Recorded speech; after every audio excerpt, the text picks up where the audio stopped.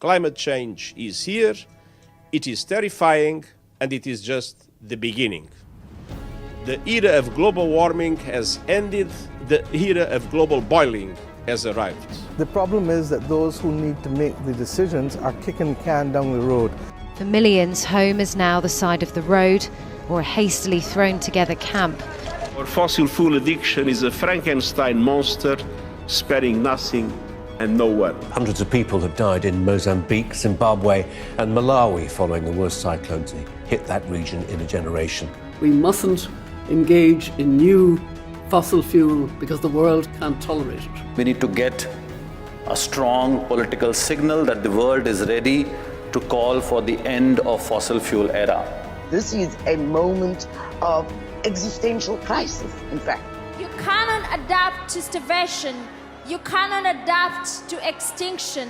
You cannot adapt to the loss of your cultures.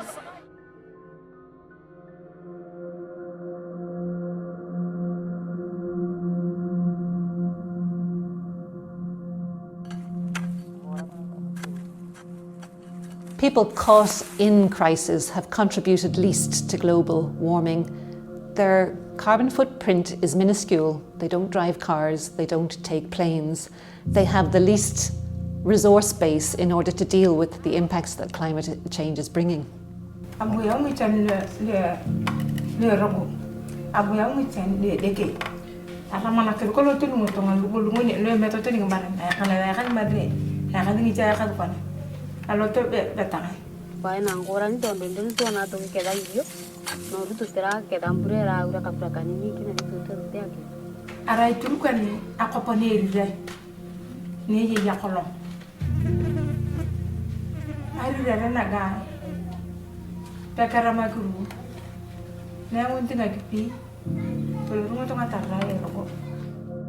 think we have to realise we haven't been good neighbours.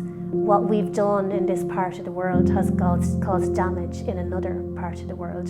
The natural response to that is we would try and help, and we wouldn't see it as a charity. It's our debt.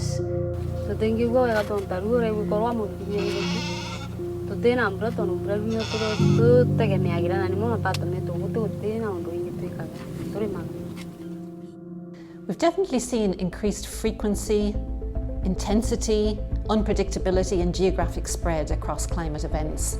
For example, in 2022 in Pakistan, we had floods that covered a third of the country, impacting 33 million people, while at the same time we had drought in East Africa, impacting millions of people across Somalia, Ethiopia and Kenya.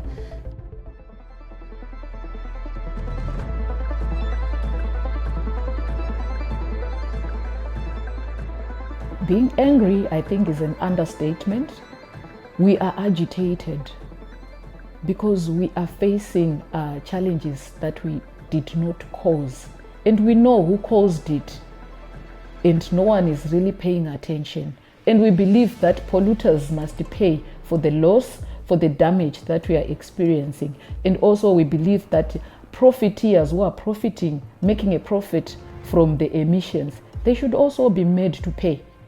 I would want to call it the petrol masculinity, whereby we have these masculine giants who really feel that they are untouchable. At first I had mixed feelings until Cyclone Idai came, and it became so personal. Why? Because I had built a house in Chimanimani, and I can say I'm also a survivor of Cyclone Idai. I lost my house. It goes beyond just the physical loss. The emotional damage that was done to me as a person. I lost my neighbor. I also lost my tenant. And I also lost my future because my house was destroyed by the cyclone. But we also feel that there is need to call upon the international community to listen to us. And we believe that we deserve to be listened to because we are at the front lines of this disaster.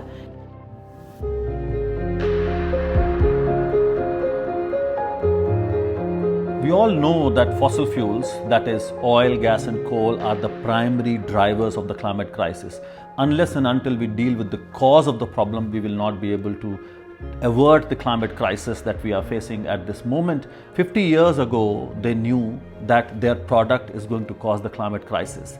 Yet they are continuously producing that product which is causing havoc in the entire world.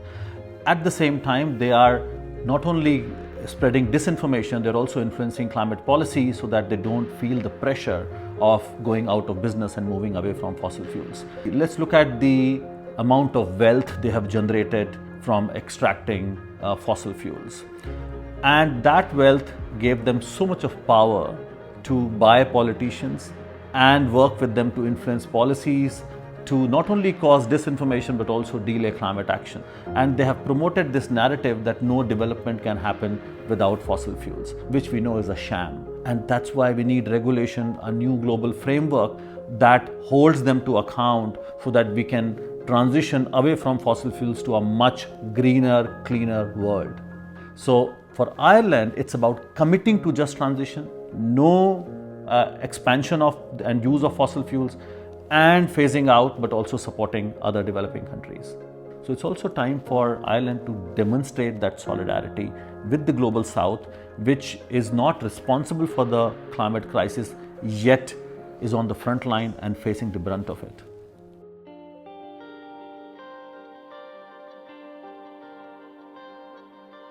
As a climate activist, you really have to keep that hope, because if you lose it, it simply means nothing else is going to work. I think understanding that what I'm doing is right and this is the right way of doing things has been keeping me moving to say, I think we can push for this because this is something which is right.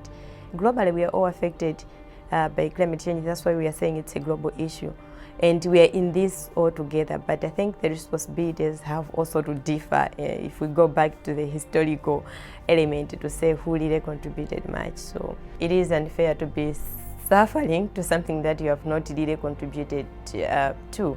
I think and I feel and I know that the global north, like Ireland, needs really to phase out from the fossil fuels. And our message to some of the countries who have really contributed to these emissions, countries like Ireland, is to say, we are really not angry with you, but I think you need to take a responsibility to reduce the emissions. But what I would say is there's still hope. There's hope and we don't have to lose that hope. And this hope is in you as a young person and me as a young person. So we are in this together, either you're in the global north or global south. I think we just have to come together and have this hope, and together I think we can fight this.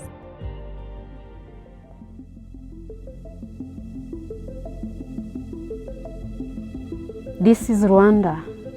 This is our home. These are our people, our communities, our hills, our rivers, our forests. This is what we are fighting to protect. Our weather is changing because of a problem we did not cause.